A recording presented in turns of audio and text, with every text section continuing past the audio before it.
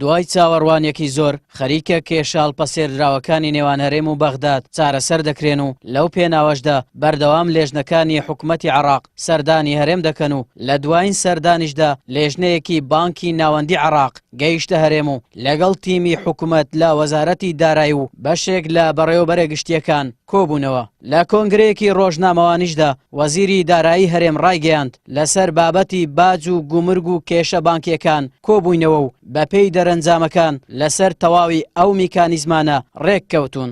ئەو کێشانەی کە پەیوەندی بەو بانکە ئەهلیانەوە هەیە کە مەشاکیلی زەریبیان هەیە کە ئەوێ لە بەغداش بیدەن و لێرەش ئەو کێشەیە شکر ئێمڕۆ ئیتفاقمان کرد و ئەوە ئیمزامان لەسەر کرد کە لە بەرژەوەندی هەردوو لابێ و هەروەها ئەو بانکانەی کە بانکی بازرگانیەکانی پێڵەن لە سەر بە حکوومەتی هەرێمی کوردستانە و لەلایەن بەغداوە ئیجازەی نەیراوەتێ لەسەر ئەو ئالیەتەش ئیتفاقمان کرد کە ئەو بانکانەی لە هەرێمی کوردستانن مەرحەلەی یەکەم تەبعانە بێت ژمارەیەکی زۆر بانکمان هەیە کەمی کەینەوە.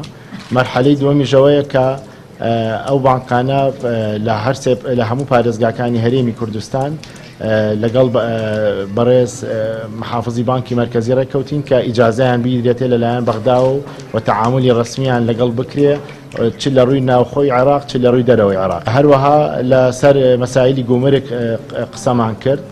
هەفتەی داهاتوو کۆبوونەوەیەکی گەورە دەکرێت لەسەر گومرگ و بۆی تعریفەی گومرگیش ڕێکخینەوە.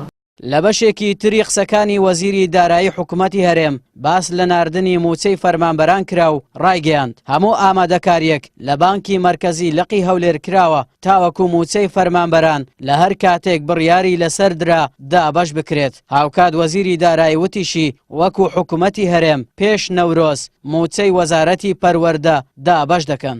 لەسەر مەسەلەی موچەش هەموو ئامادەکاریە کراوە لەلایەن بانکی مەرکەزیەوە و هەموو ئەو پارانی پێویستە بۆ دەفعی معاشات لە بانکی مەرکەزی فەرعی هەولێر ئامادەیە.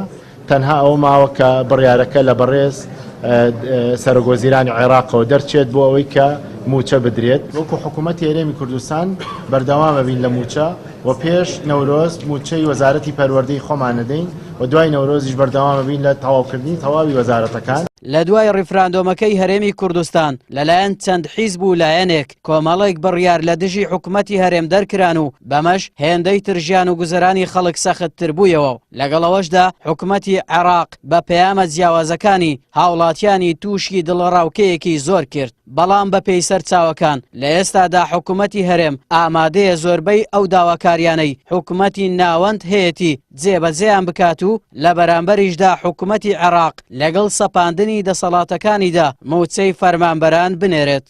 ئاراس عەزیز، کەناڵی پێام، هەولێر.